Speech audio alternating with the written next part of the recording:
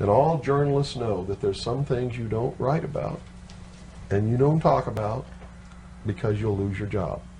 And that's where the control is. And that's why they pay anchormen like Dan Rather $2 million a year, because he doesn't question them. He knows that if he goes against them, he's going to lose $2 million a year.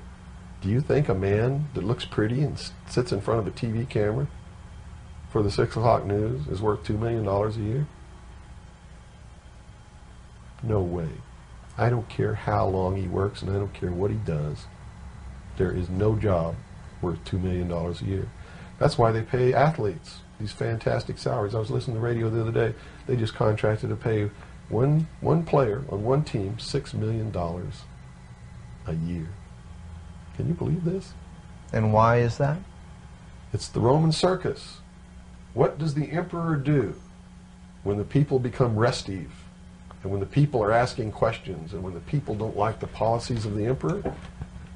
He sends them to the circus. He creates a circus. He builds a giant coliseum. And he begins to throw the Christians to the lions. And he has great chariot races and football games and basketball games, all to keep the idiots preoccupied with things that don't mean anything in the scheme of the entire world,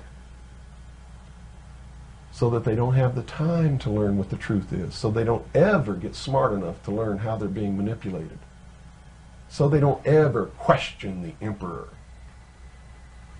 That's why they pay a player on a football team or a baseball team $1 million or $2 million or $3 million a year. It is the Roman circus. I know men who don't know anything in the world except who plays third base for the Mets, and they think that's a great accomplishment. And they meet and pat each other on the back and bond and go have cocktails and talk about what this guy that plays third base for the Mets did in last night's game. It's sad. It's really sad.